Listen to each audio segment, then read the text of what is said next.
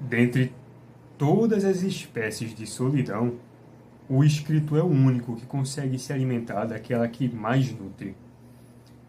Mas como Joseph Conrad disse uma vez, a solidão da alma, para aquela que só sabe ouvir a si mesma, essa é a mais cruel de todas. Em complemento, Louis Laverne fala que o recolhimento em si mesmo é a esterilidade da alma. Portanto, a comparação desses dois mestres entra agora numa situação da qual hoje me deparei, depois de assistir uma aula na faculdade e procurar um ambiente mais silencioso. Entrando numa sala, senti como se as paredes fossem decompor, tijolo por tijolo, como se o silêncio perfurasse o barulho com um estalo, até que o silêncio retorne e tudo permaneça claro. Essa clareza advinda de uma busca intencional só há a consequência benéfica quando a solidão possui um propósito. Contrário do que a modernidade prega, a solidão voltada ao ego, a afirmação de mim mesmo, me deu certas ideias de diferentes espécies de solidão, e que as mais propagadas são uma só, da qual a falsidade é a construtora de uma pressuposta evolução. É como uma pretensão de lucidez a partir do ego. A solidão em si, ela só dá seus frutos quando a disposição do recolhimento é a livre, o lançar-se, o mergulhar na humanidade. Porque, como Joseph Conrad, escrevendo seus romances, bem falava sobre o mar, que todos os marinheiros e as pessoas que lá trabalhavam em suas viagens, como mais da metade da sua vida, uma boa parte trabalhou na marinha, sendo britânico, e a solidão do mar, ela é muito mais propensa, ainda que esteja envolto em muitas companhias. É essa solidão que produz no escritor não aquele zelo de conservar a si mesmo. Porque Louis Laverne escreve na obra O Erro de Narciso de que a sua falha é que Narciso toma no espelho o reflexo do absoluto. Ou livros como A Consciência de Si. E Joseph Conrad, em uma obra autobiográfica, que é a Personal Record, de 1912, vai dizer que o ato de escrever é o mais solitário de todos. Cada frase é como mergulhar na noite. A solidão só entrega as suas armaduras, as suas profundidades de evolução ou de expansão do pensamento, da imaginação, quando o propósito não é fechar a porta atrás de si para o convívio. Ou seja, você deixa de frequentar os seus pares como uma sensibilidade ou uma prevenção extrema da banalidade, sem a qual no seu dia, exposto demasiadamente, pode atrapalhar o processo de criação. Então, há algumas espécies de solidão, e essa situação de hoje, a qual eu experienciei na sala, trazendo no ambiente social não um esquecimento de que é somente uma área afastada de uma região,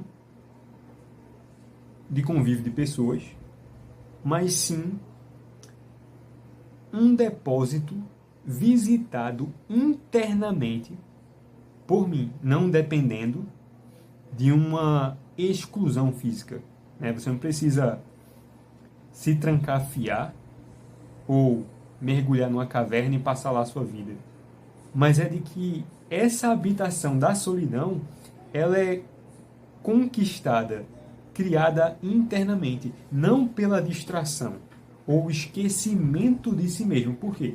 A modernidade tem transformado a solidão no esquecimento de si mesmo, quanto a entregar-se a outras coisas e esquecendo de si mesmo para que depois você lembre de si mesmo.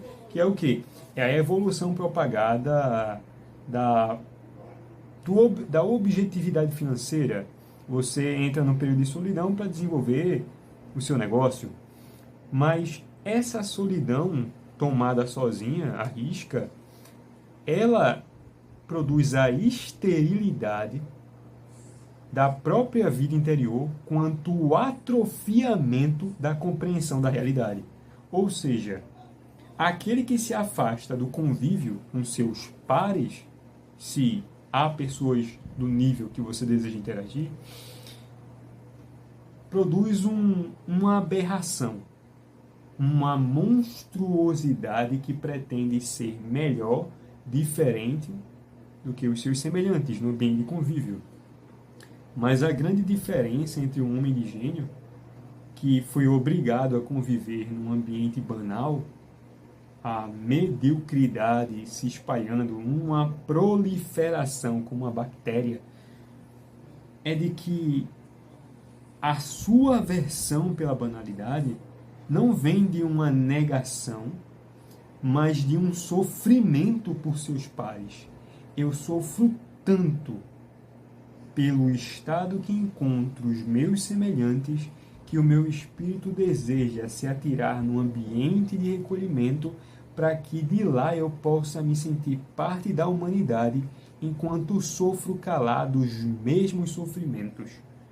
Não é um recolhimento porque eu presumo ser melhor do que foi produzido no meio, mas é de que a densidade corruptiva impregnada no meio social, ela deteriora desapercebidamente as pessoas ao ponto de esquecerem de si mesmas. E quando há uma situação da qual se percebem que se esqueceram, e é natural do homem buscar a profundidade da solução, da solidão que é procurada, é justamente aquela que me faz lembrar de mim mesmo. E novamente retorna o espelho rachado de Narciso, sobre a qual se aprofunda em si mesmo. E existem certas qualidades de solidão. E pensando nas formas como as pessoas adotam as medidas, pensei em denominar certas atitudes. Começando por uma solidão muito comum, que seria a solidão da inaptidão. O indivíduo possui uma falta de habilidade no convívio social, que se isola para que sua vergonha não seja continuamente exposta ou para que não tenha a insatisfação, desprazer da exclusão. Essa inaptidão produz uma aberração. O indivíduo, ao sentir a dificuldade, não procura melhorar, mas sim trancar a porta atrás de si mesmo, como que construindo um casulo que o guarde de revelar todo o seu esqueleto, que de certa forma há um egoísmo, uma proteção de si mesmo pela exposição, de revelar o seu estado.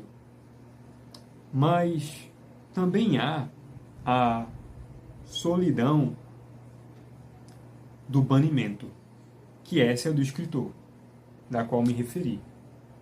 Tomado por grande sofrimento através da mediocridade do humano convívio, das pessoas que lhe cercam, a dor é tanta que ele precisa lidar com a quantidade de mal que é oferecido através do silêncio e do recolhimento para ponderar sobre o próprio estado das pessoas. Nunca é o recolhimento de si para si.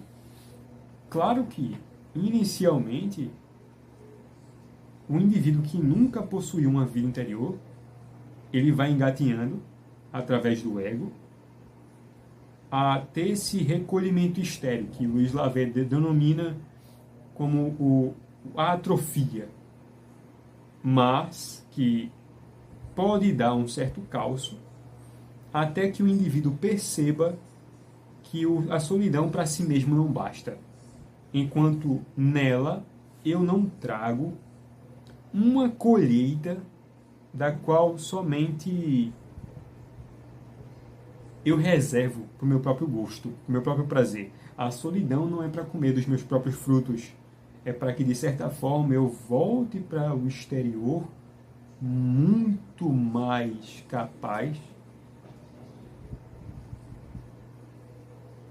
maliciosamente adestrado para desarmar as sugestões, que são as correntes de ideias que se impregnam na sociedade, das quais as pessoas não se percebem que estão adotando, somente se comportando. E que essas correntes filosóficas se impregnam em diversas camadas, seja lá qual for o nível. Mas para o escritor em si, o que conhece a verdadeira solidão, há nela uma disputa não para uma clareza de si, ele não mais busca a si mesmo, mas ele somente tem a satisfação de encontrar-se ou de sentir-se esclarecido quanto às próprias questões quando delibera sobre os sofrimentos da própria humanidade. É por isso que os grandes escritores, aqueles que conseguiram transpassar a solidão, tratam da solidão quanto um estado de abandono da humanidade e sofrem junto com ela. Assim como alguém que não foi domesticado, que não foi preparado para se adequar aos tempos certos de solidão, rapidamente transforma-se em declínio até uma deformação do ato de sentir. Mas há também uma outra espécie de solidão, que seria a solidão do trauma. O indivíduo sofre o impacto da ocasião, onde dilacera dentro de si um aparato de sentimento mal formulado.